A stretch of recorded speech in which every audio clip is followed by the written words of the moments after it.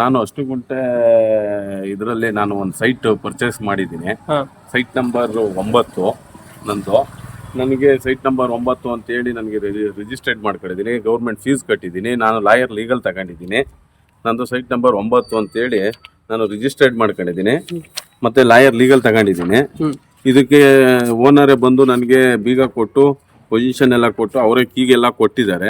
ನಾ ಕೀ ತಗೊಂಡು ಮನೆ ಒಳಗಡೆ ಹೋಗಿದ್ದೀನಿ.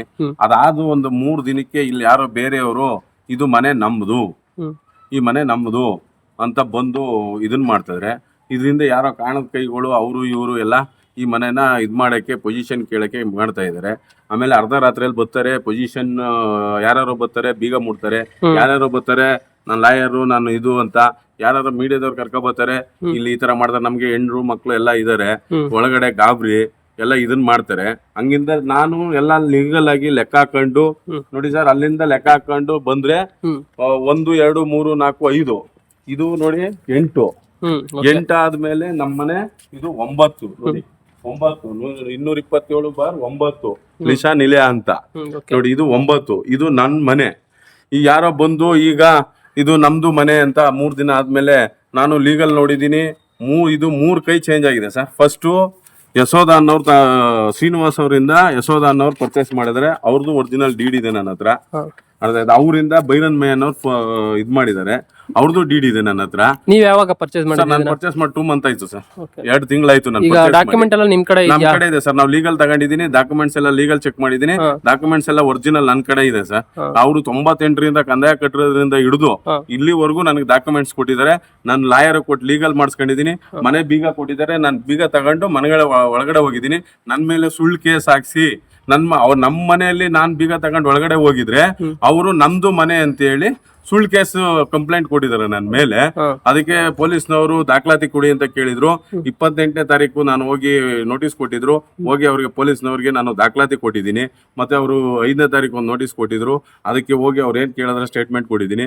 ನಾನು ಪೊಲೀಸ್ನವ್ರಿಗೂ ಸಹಕರಿಸ್ತಾ ಇದ್ದೀನಿ. ನಾನೇನ್ ಕಳ್ಳ ಅಲ್ಲ.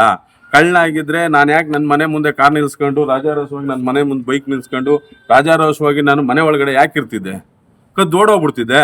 ಇಲ್ಲ ಬರ್ಲಿ, ನನ್ನ ಮನೇಲಿ ಏನಿದೆ, ನಾನು ಇಲ್ಲೇ ವಾಸ ಇರೋದು, ಬರ್ಲಿ ನೋಡ್ಲಿ ನನ್ನ ಮನೇಲಿ ಏನಿದೆ, ಏನ್ ಕದ್ಕೊಂಡು ಹೋಗಿ ಮಡಿಕೊಂಡಿದೀನಿ, ಏನಿದೆ ಅಂತ. ಅವರು ಸುಳ್ಳು ಕಂಪ್ಲೇಂಟ್ ಕೊಟ್ಟಿದ್ದಾರೆ ನನ್ನ ಮೇಲೆ. ಈ ತರ ಪ್ರಪೋರ್ಟ್ ಮಾಡಿ ಅಕ್ಕಪಕ್ಕ ಎಲ್ಲ ನಮ್ಮ ಮೇಲೆ ಕೆಟ್ಟ ಅಭಿಪ್ರಾಯ ಬೀರೋ ಅಂತ ಕೆಲಸವನ್ನ ಮಾಡ್ತಾ ಇದ್ದಾರೆ. ಇದಕ್ಕೆ ಪೊಲೀಸ್ನವರು ದಯವಿಟ್ಟು ನ್ಯಾಯ ದೊರಕಿಸ್ಕೊಡ್ಬೇಕು. ನನಗೆ ಜೀವ ಬೆದರಿಕೆ. ಈಗ ನಿಮ್ಗೆ ಸಮಸ್ಯೆ ಮಾಡ್ತಾ ಇರೋದು ಯಾರು? ಸಮಸ್ಯೆ ಮಾಡ್ತಾ ಇರೋದ್ರಿಂದ ಅವ್ರು ಯಾರೋ ನಮ್ದು ಜಾಗ ಮನೆ ನಮ್ದು ಅವ್ರ ಹೆಸರೇನಾದ್ರೂ ಗೊತ್ತಿದ್ಯಾ ಸರ್? ರಿಸಿತಾ ಮಂದರ್ ಅಂತ ಯಾರೋ ಬಂದಿದ್ದಾರೆ ಸರ್. ಅವ್ರ ಜೊತೆಲಿ 4-5 ಸೀಟ್ ಬರ್ತಾರೆ, ಗಲಾಟೆ ಮಾಡ್ತಾರೆ. ಬೀಗ ನೆನ್ನೆಲ್ಲ ಬಂದಿದ್ದಾರೆ ಸರ್. ಮೊನ್ನೆ ನೈಟ್ 12 ಗಂಟೆ ರಾತ್ರಿ ಬಂದಿದ್ದಾರೆ. ನನ್ನ ಹತ್ರ ಎಲ್ಲ ವಿಡಿಯೋ ಇದೆ. ಅಲ್ಲಿಂದ ಲೆಕ್ಕ ಬನ್ನಿ. ಈ ಸೈಟ್ ಓನರ್ ಮತ್ತೆ ಪಕ್ಕದ ಸೈಟ್ ಓನರ್ ಇಬ್ರು ಒಬ್ರೇನಾ? ಪಕ್ಕದ ಸೈಟ್ ಓನರ್ 8ನೇ ನಂಬರ್ ಒಬ್ಬರದೇನೆ, ಬೈರೇಗೌಡ್ರು ಅಂತ. ಈ ಸೈಟು 9ನೇ ನಂಬರ್ ಸೈಟು ಬೈರೇಗೌಡ್ರದೆ. ಅವ್ರಿಗೂ ಅವರೇ ರಿಜಿಸ್ಟರ್ ಮಾಡ್ಕೊಟ್ಟಿರೋದು, ನಮಗೂ ಅವರೇ ರಿಜಿಸ್ಟರ್ ಮಾಡ್ಕೊಟ್ಟಿರೋದು. ಅವ್ರನ್ನು ಕೇಳಿದ್ರು ಪಕ್ಕದಲ್ಲಿ, ಹೌದು ಸ್ವಾಮಿ ಅದು ಅವ್ರದೇ ಅಂತ ಅವರೇ ಹೇಳಿದ್ರು. ಪೇಪರ್ ಅಲ್ಲೂ ಅವ್ರದೇ ಇದೆ. 3 ಸೇಲ್ ಡೀಡ್ ಆಗಿದೆ. 3 ಸೇಲ್ ಡೀಡ್ ಒರಿಜಿನಲ್ ನನ್ನ ಹತ್ರ ಇದೆ. ಈ ತರ ಬಂದು ಯಾರ್ಯಾರೋ ಪ್ರಮೋಟರ್ ಕಾಣದ ಕೈಯಿಂದ ಹಿಂದೆ ಅವರು ನಮ್ಮನ್ನ ಈ ತರ ಇದ್ ಮಾಡ್ತಾ ಇದ್ದಾರೆ. ಇದು ಪಕ್ಕದ 8 ಆದ್ರೆ ಇದು 9. ಅವ್ರ ಡಾಕ್ಯುಮೆಂಟ್ ಅಲ್ಲಿ ಏನೈತೆ? ಯಾರ ಡಾಕ್ಯುಮೆಂಟ್ ಅಲ್ಲಿ? ಅವ್ರದ್ದು ಡಾಕ್ಯುಮೆಂಟ್ ಅಲ್ಲಿ ಅವ್ರದ್ದು ಹತ್ತಿದೆ ಸರ್. ಅವ್ರದ್ದು ಸೇಲ್ ಡೀಡ್ ಅವ್ರದ್ದು ಎಲ್ಲ ನೋಡ್ದೆ, ಅವ್ರು ಕೊಡ್ತಾ ಇಲ್ಲ. ಅವ್ರದ್ದು ಬಂದು 10 ನಮ್ಮದು 9, 10 ನಾವು 9 ಪೊಸಿಷನ್ ಇರೋದು. ಅವರು 10ಕ್ಕೆ ಹೋಗ್ಬೇಕು. ಈಗ ಅಲ್ಲಿ 1ರಿಂದ ಎಣಿಸ್ಕೊಂಡ್ ಬಂದ್ರೆ ಪ್ಲಾನ್ ಪ್ರಕಾರ DC ಅಪ್ರೂವ್ಡ್ ಪ್ಲಾನ್ ಇದು. DC ಅಪ್ರೂವ್ಡ್ ಪ್ಲಾನ್ ಪ್ರಕಾರ 1ರಿಂದ ಎಣಿಸ್ಕೊಂಡ್ ಬಂದ್ರೆ ಇದು 8 ಕರೆಕ್ಟ್ ಆಗಿದೆ ಅಲ್ವಾ? ಇದು 9, ಅದು 10 ಸರ್. ಅದು ಅದಾದ್ಮೇಲೆ 8 ಮತ್ತೆ 9 ಒಬ್ರೇ ಓನರ್ ಸರ್. ಅವ್ರ ಡಾಕ್ಯುಮೆಂಟ್ ಅಲ್ಲಿ ಏನೈತೆ?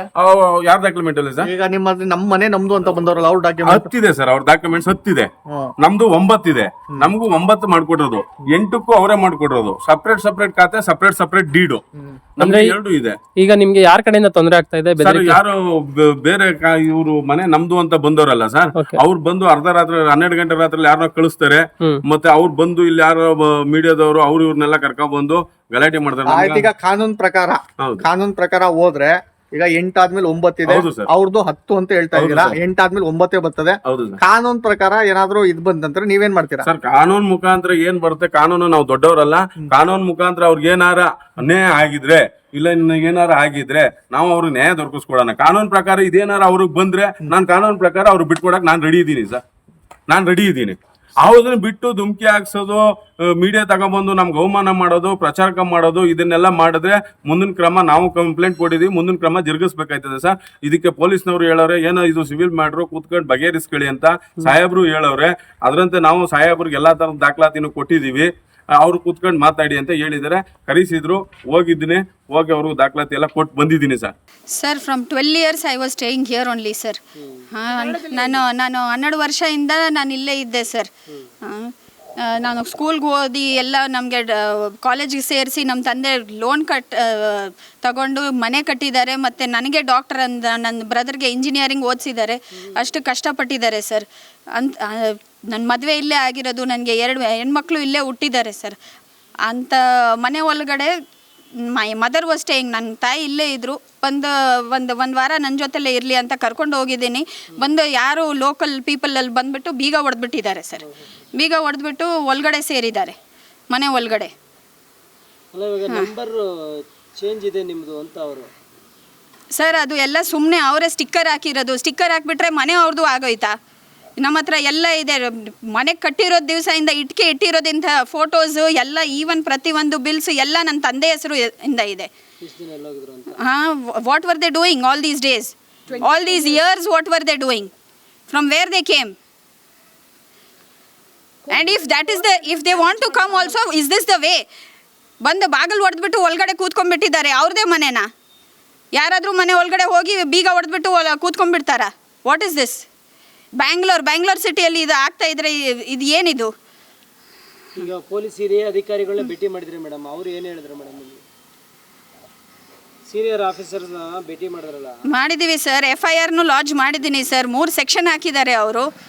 ಟ್ರೆಸ್ಪಾಸ್ಗೆ ಎಲ್ಲ ಇಷ್ಟೊಂದು ನಾನು ಮಮ್ಮಿ ಎಲ್ಲ ಇಟ್ಟಿದ್ರು ಸರ್. ಇಲ್ಲಿ ನಮ್ಮದು ಅವರು ಬಳೆ ಗಿಳೆ ಎಲ್ಲ ಇದೆ, ಚೈನ್ ಎಲ್ಲ ಪಾಪ ಇಟ್ಕೊಂಡು ಸುಮ್ಮನೆ ಹಂಗೆ ಬಂದುಬಿಟ್ಟಿದ್ದಾರೆ. ಬಸ್ಸಲ್ಲಿ ಬಂದಿದ್ರು ಅಂತ ಹಾಕೊಂಡು ಬಂದಿಲ್ಲ. ನೋಡಿದರೆ ಮನೆ ಬರ್ತೀನಿ, ಏನು ಕಾಣಿಸ್ತಾ ಇಲ್ಲ ಮನೇಲಿ. ಎಲ್ಲಿ ಇದ್ದಾರೆ, ಎಲ್ಲಿ ಇರುತ್ತಾ ನಮಗೇನು ಗೊತ್ತು? ಒಳಗಡೆನೂ ಬಿಡ್ತಾ ಇಲ್ಲ. ಕಂಪ್ಲೇಂಟ್ ಹಾಕಿದ್ದೀನಿ. ಅಟ್ಲೀಸ್ಟ್ ಬಂದು ಓಪನ್ ಮಾಡಿಸ್ಕೊಡ್ಬೇಕಲ್ವಾ ಬಾಗಿಲು? ಪೊಲೀಸ್ ಬರ್ತಾನೆ ಇಲ್ಲ. ರಾಬರಿಗೆ ಆಗ್ತಾ ಇದ್ದೀನಿ ಕೂಡ, they are not coming, they are not doing anything. ಒಂದು ಆ್ಯಕ್ಷನೇ ತಗೊಳ್ತಾ ಇಲ್ಲ. FIR ಹಾಕಿದ ಮೇಲೆ ಆ್ಯಕ್ಷನ್ ತಗೊಳ್ಬೇಕಲ್ವಾ? What is the meaning of FIR? Just a piece of paper or what? Please ಇದನ್ನ ಮೂರು ಬೀಗ ಸರ್. ಇಲ್ಲಿ ಮೇನ್ ಗೇಟ್ಗೆ ಒಳಗಡೆ ಗ್ರಿಲ್ ಹಾಕಿದ್ದೀವಿ. ಇನ್ನೂ ಒಳಗಡೆ ಮೇನ್ ಡೋರಲ್ಲಿ ಡೋರ್ ಲಾಕ್ಸ್ ಇದೆ ಸರ್. ಎಲ್ಲನ ಕಟ್ ಮಾಡಿ ಹೇಗೆ ಕಟ್ ಮಾಡಿದ್ರು ಅಂತ ಪೀಪಲ್ ಅವರು ಕಟ್ ಮಾಡಿಬಿಟ್ಟು ಒಳಗಡೆ ಹೋಗಿದ್ದಾರೆ.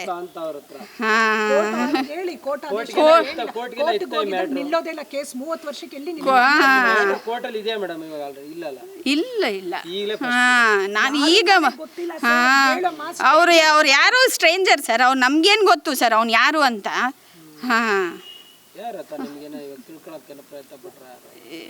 ನಮಗೆ ನೇಬರ್ಸ್ ಎಲ್ಲ ಫೋನ್ ಮಾಡಿ ಹೇಳಿದ್ರು, ನಿಮ್ಮ ಬೀಗ ಯಾರು ಹೊಡಿತಾ ಇದ್ದಾರೆ ಅಂತ. ನಾನು ಅಷ್ಟು ದೂರದಿಂದ ಬಂದೆ ಸರ್ ಇಲ್ಲಿಗೆ. ಇಮಿಡಿಯೇಟಾಗಿ ಬಂದ್ವಿ. ಬಂದು ಸ್ಟೇಷನ್ಗೆ ಹೋಗಿ ಕಂಪ್ಲೇಂಟ್ ಮಾಡಿದ್ದೀವಿ. ಅವ್ರೇನು ಆ್ಯಕ್ಷನ್ನೇ ತಗೊಳ್ತಾ ಇಲ್ಲ.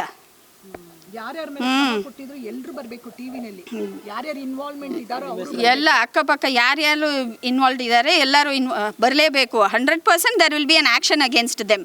ಸರ್ ಅವರು 10ನೇ ನಂಬರ್ ಸೈಟ್ ಮೇಲೆ ಕಂಪ್ಲೇಂಟ್ ಕೊಟ್ಟಿದ್ದಾರೆ.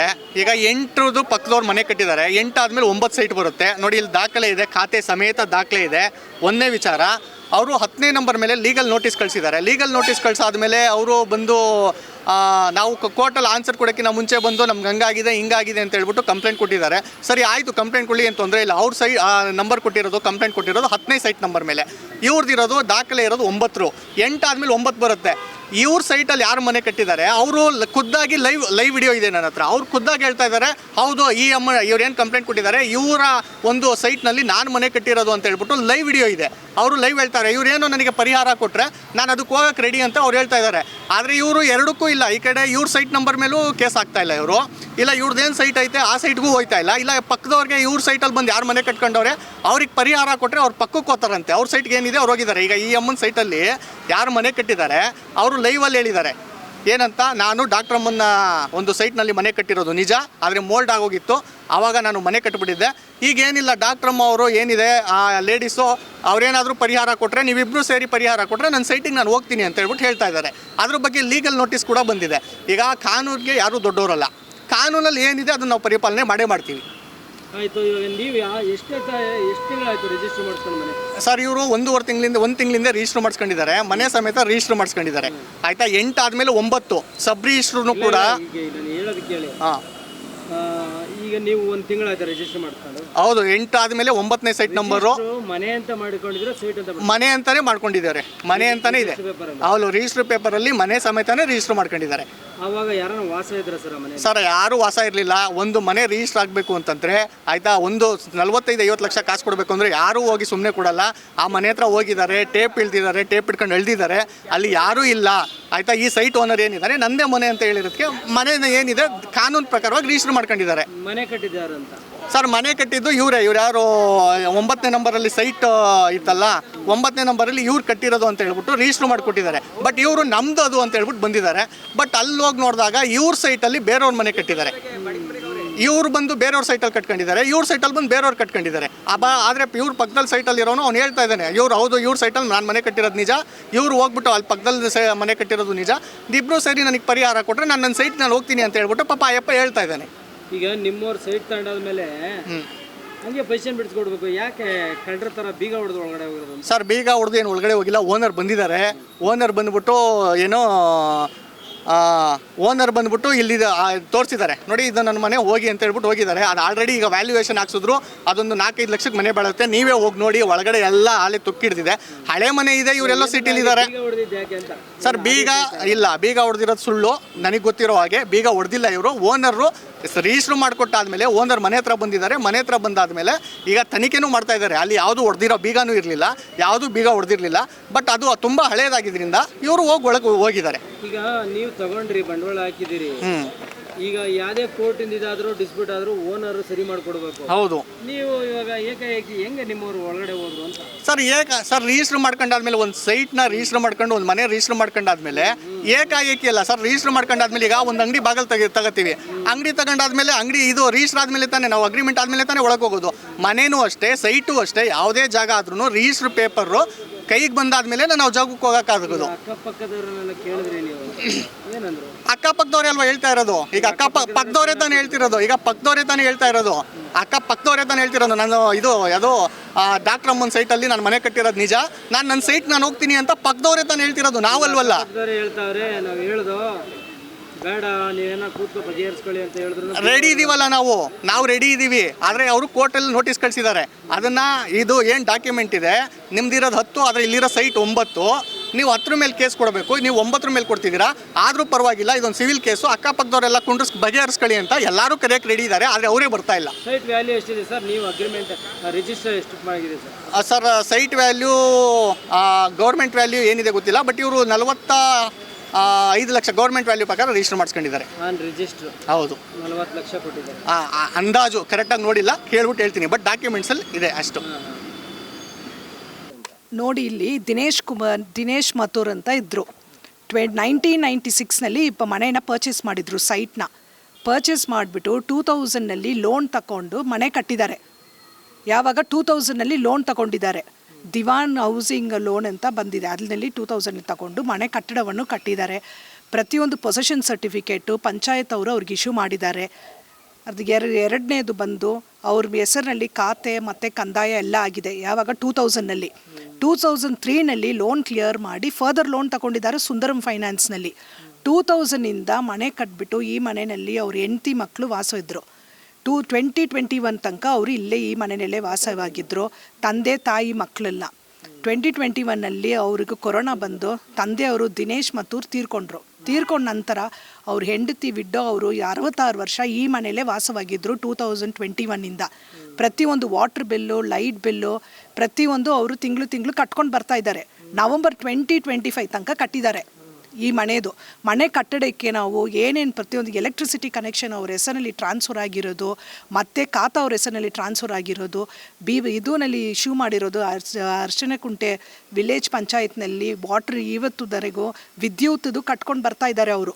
ಬಿಲ್ಸ್, ವಾಟರು, ಎಲೆಕ್ಟ್ರಿಸಿಟಿ ಟ್ಯಾಕ್ಸು ಕಂದಾಯ ಎಲ್ಲ ಕಟ್ಕೊಂಡು ಬರ್ತಾ ಇದ್ದಾರೆ. ನೇಬರ್ಸ್ ಎಲ್ಲ 2025 ಏನು ಮಾಡಿದ್ದಾರೆ, ಮಗಳ ಮನೆಗೆ ಹೋಗಬೇಕು ಅಂತ ಅವರು 66 ವರ್ಷದ ಹೆಂಗಸರು ಅವರು ರಂಜನಾ ಮತ್ತೂರ್ ಅಂತ ಅವ್ರ ಮಗಳ ಮನೆಗೆ ಹೋಗಿದ್ದಾರೆ ಬೆಂಗಳೂರಿಗೆ. ಆ ಟೈಮ್ನಲ್ಲಿ ನೋಡಿಕೊಂಡು ಕುಮಾರಸ್ವಾಮಿ ಅಂತ ಒಬ್ಬರು ಈ ಮನೆನ ಒಡೆದಾಕಿ ಮೇನ್ ಗೇಟ್ನ ಒಡೆದಾಕಿದ್ದಾರೆ, ಒಳಗಡೆ ಗ್ರಿಲ್ ಗೇಟ್ನು ಒಡೆದಾಕಿದ್ದಾರೆ, ಮತ್ತು ಬಾಗಿಲನ್ನು ಒಡೆದಾಕಿ ಮನೆ ಒಳಗಡೆ ಸೇರ್ಕೊಂಡಿದ್ದಾರೆ. ಅವ್ರ ಜೊತೆಗೆ 4-5 ಜನನೂ ಸೇರ್ಕೊಂಡಿದ್ದಾರೆ. ಇಮ್ಮಿಡಿಯೇಟಾಗಿ ಅಕ್ಕಪಕ್ಕ ಇರೋ ಜನಗಳು ನೇಬರ್ಸ್ ಎಲ್ಲ ಕಂಪ್ಲೇಂಟ್ ಕೊಟ್ಬಿಟ್ಟು ಮಗಳಿಗೆ ಕಂಪ್ಲೇಂಟ್ ಕೊಟ್ಟಿದ್ದಾರೆ.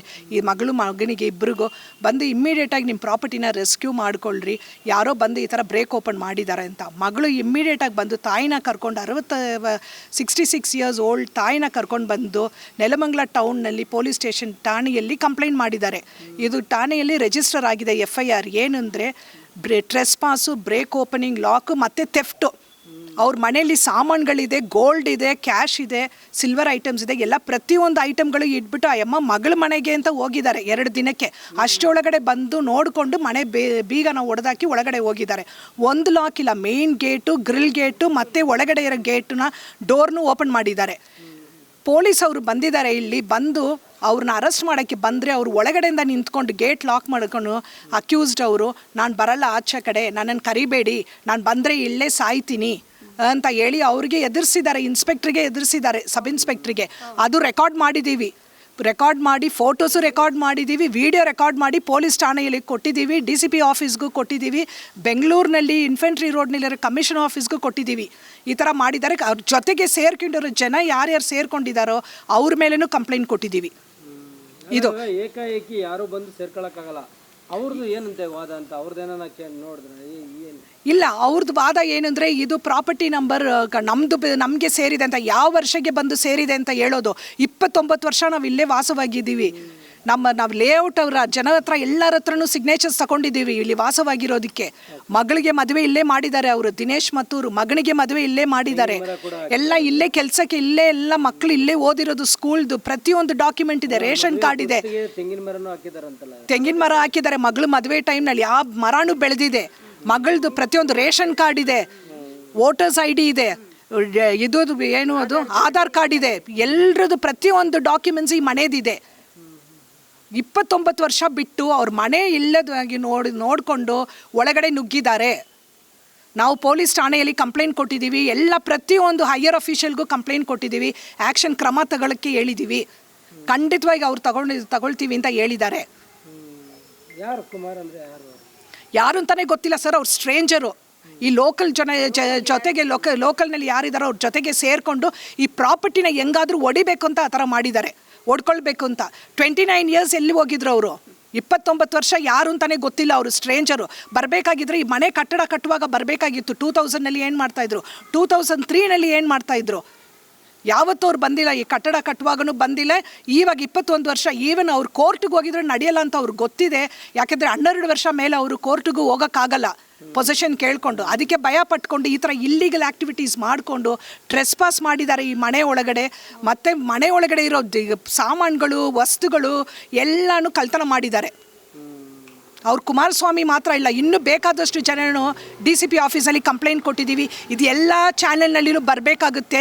ಯಾರ್ಯಾರು ಫೋಟೋಸ್ ನಾವು ತೆಗೆದಿದ್ದೀವಿ, ಯಾರ್ಯಾರು ವೀಡಿಯೋಸ್ ತೆಗೆದಿದ್ದೀವಿ ಎಲ್ಲ ನಾವು ಮೀಡಿಯಾಗೆ ಕೊಡ್ತಾ ಇದ್ದೀವಿ. ಮೀಡಿಯಾ ಅವ್ರ ಫೋಟೋಸ್ ಎಲ್ಲ ಖಂಡಿತ TV ನಲ್ಲಿ ಆಗಬೇಕು, ಯಾಕೆಂದರೆ ಜನಗಳಿಗೆ ಗೊತ್ತಾಗಬೇಕು. ಈ ಥರ ಮಾಡಿದರೆ ಯಾರು ಜನ ಇರಲಿ ಪ್ರಪಂಚದಲ್ಲಿ ಬದುಕೋಕ್ಕೆ ಆಗಲ್ಲ. ಮನೆ ಲಾಕ್ ಮಾಡಿಬಿಟ್ಟು ಹೋಗೋಕ್ಕೆ ಆಗಲ್ಲ. ಯಾಕೆ? ಕೋರ್ಟ್ ಇದೆ, ಹೋಗಿ ಕೋರ್ಟ್ನಲ್ಲಿ ಹೋಗಿ ನಿಮಗೆ ಆರ್ಡರ್ ತೊಗೊಂಡು ಬನ್ನಿ. ಈ ಥರ ಇನ್ನೋಸೆಂಟ್ ಪೀಪಲ್ ಯಾರು ಇಲ್ಲ ಅಂತ ನೀವು ಮಾಡೋಕ್ಕಾಗಲ್ಲ. ತಾಯಿ 66 ವರ್ಷ ಸೀನಿಯರ್ ಸಿಟಿಸನ್ ಲೇಡಿ, ಅವ್ರಿಗೆ ಈ ಥರ ಹಿಂಸೆ ಮಾಡಿದ್ದೀರಾ. ಮನೇಲಿ ಇರೋ ಲೇಡಿನ 2 ದಿನ ಹೋಗಿರೋರ್ನ ಮಗಳ ಮನೆಗೆ ನೀವು ಈ ಥರ ಬಾಗಿಲನ್ನ ಒಡೆದಾಕಿ ಒಳಗಡೆ ಹೋಗಿದ್ದೀರಾ. ಅವಾಗ ಯಾರು ಮನೆ ಬಿಟ್ಟು ಹೋಗೋಕ್ಕಾಗುತ್ತೆ? ಈ ಪ್ರಪಂಚದಲ್ಲಿ ಎಲ್ಲ ಮನೆ ಒಳಗಡೆನೇ ಸೇರ್ಕೊಳ್ಬೇಕಾಗುತ್ತೆ. ಪೊಲೀಸ್ ಅವರು ರೆಸ್ಕ್ಯೂ ಕೊಡಲಿಲ್ಲ ಅಂದರೆ, ಪೊಲೀಸ್ ಅವರು ಇವಾಗ DCP ಲೆವೆಲಿಂದ ಬರ್ತಾ ಇದೆ, IG ಲೆವೆಲಿಂದ ಬರ್ತಾ ಇದೆ. ಅವರು ರೆಸ್ಕ್ಯೂ ಕೊಡಲಿಲ್ಲ ಅಂದರು ಅವ್ರಿಗೂ ಕ್ರಮ ಖಂಡಿತ ಆಗುತ್ತೆ ಅದು. ಯಾಕೆಂದರೆ ಯಾರ್ಯಾರಿದ್ದಾರೋ ಎಲ್ಲರೂ ಫೇಸ್ ಮಾಡಲೇಬೇಕು ಇದಕ್ಕೆ. ನಾವು ಇಷ್ಟು ಮಟ್ಟ ಬಿಡಲ್ಲ ಸರ್. ಅದು ಎಲ್ಲಿದೆಯೋ ಕಾನೂನು ಎಲ್ಲಿ ಹೋಗುತ್ತೋ ಹೈಯರ್ ಅಥಾರಿಟೀಸ್ ತನಕ ಹೋಗ್ತೀವಿ. ಕೋರ್ಟ್ನಲ್ಲಿನೂ ಖಂಡಿತವಾಗಿ ದಾವ ಹಾಕ್ತೀವಿ. ಪ್ರತಿಯೊಂದು ಆ್ಯಕ್ಷನು ತೆಗಿತೀವಿ ನಾವು.